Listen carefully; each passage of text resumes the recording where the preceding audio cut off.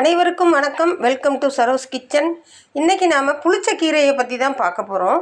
இந்த புளிச்சக்கீரையை நான் ஏற்கனவே நம்ம சேனலில் நிறைய விஷயங்களை இதை பற்றி நான் சொல்லியிருக்கேன். இந்த கீரை ரொம்ப ரொம்ப உடம்புக்கு நல்லது. மற்ற கீரைகள்லாம் நம்ம சாப்பிடும்போது கண்ணுக்கு நல்லது, உடம்புக்கு ஆரோக்கியமானது அப்படிலாம் நம்ம நல்லா தெரிஞ்சு வச்சுருக்கோம். ஆனால் இந்த கீரை பார்த்திங்கன்னா எலும்புகளுக்கும் நரம்புகளுக்கும் ரொம்ப ரொம்ப நல்லது. வயிற்றுக்கு, குடலுக்கு ரொம்ப ரொம்ப நல்லது. மலச்சிக்கலை போக்கக்கூடியது. நிறைய சத்துக்கள் இதில், இரும்பு சத்து அதிகமாக இருக்குது. அனிமிக்காக இருக்கிறவங்க இந்த கீரையை அடிக்கடி சாப்பிட்டாங்கன்னா அந்த இரத்த சோகையானது குணமாகும். இந்த கீரைக்கு கடையிறதுக்கு என்னென்ன தேவைன்றதை இப்போ நம்ம பார்க்கலாம். இது ரொம்ப சிம்பிள் தான். 10 சின்ன வெங்காயத்தை கட் பண்ணி வச்சுருக்கேன். ஒரு 7 மிளகாயை கிள்ளி வச்சுருக்கேன். ஒரு டீஸ்பூன் வெந்தயம், இது தாளிக்கிறதுக்கு. சுத்தமான செக்கில் ஆட்டின நல்லெண்ணெய் எடுத்து வச்சுருக்கேன். இப்போ இந்த கீரையை எப்படி வேக வைக்கிறது, எப்படி கடையிறது அப்படின்றத தான் நம்ம இப்போ பார்க்க போகிறோம். இப்போ ஒரு பாத்திரத்தை அடுப்பில் வச்சு தண்ணி பாருங்கள் கொதிச்சுக்கிட்டு இருக்குது. கொஞ்சம் தாராளமாகவே தண்ணியை நம்ம வைக்கணும். இப்போ கொதித்த தண்ணியில் இந்த கீரையை நம்ம போடணும்.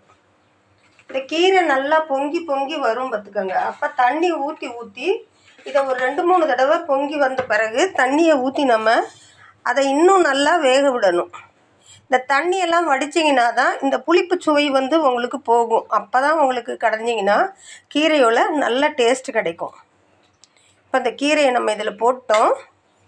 இது இப்போ நல்லா பொங்கி வரட்டும். இப்போ பாருங்கள், கீரை நல்லா அப்படி பொங்கி வருது. இப்போ பொங்கி வந்த உடனே இதில் கொஞ்சம் பச்சை தண்ணியை ஊற்றிடணும். அப்போ மறுபடியும் இந்த கீரை அமுங்கிடும். இது மாதிரி ஒரு 3 முறை இதை வேக வச்சு தண்ணியை நல்லா ஒட்டாக வடித்து எடுத்துகிட்டு ஒரு மண் சட்டியில் போட்டு நல்லா கடைஞ்சி எடுத்துக்கணும். அப்போ தான் நல்ல மைய கடைய வரும்.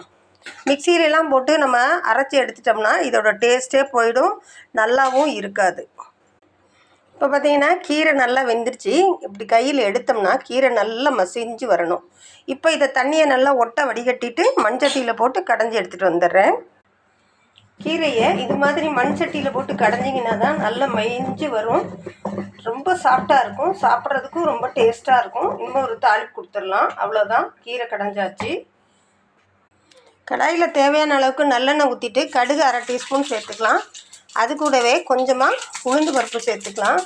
இப்போ நாம் எடுத்து வச்சுருக்க மிளகாய் இதில் சேர்த்துருவோம். ஃபஸ்ட்டு மிளகாய் நல்லா பொரிஞ்சு வரணும். அதுக்கப்புறம் தான் வெங்காயத்தை சேர்க்கணும். வெங்காயம் கோல்டன் ப்ரௌன் ஆன உடனே நம்ம தாளிப்பை கீரையில் சேர்த்து நல்லா கலந்து விட்டுறலாம். அவ்வளோதாங்க, கீரையோட வேலை முடிஞ்சு. சாப்பிட்றதுக்கு ரொம்ப ரொம்ப டேஸ்ட்டாக இருக்கும். நிறைய பேர் வீடியோ பார்க்குறீங்க, சப்ஸ்கிரைப் பண்ண மாட்டேங்கிறீங்க. ப்ளீஸ் சப்ஸ்கிரைப் பண்ணுங்கள். தேங்க்யூ. மீண்டும் ஒரு நல்ல வீடியோவில் சந்திக்கிறேன்.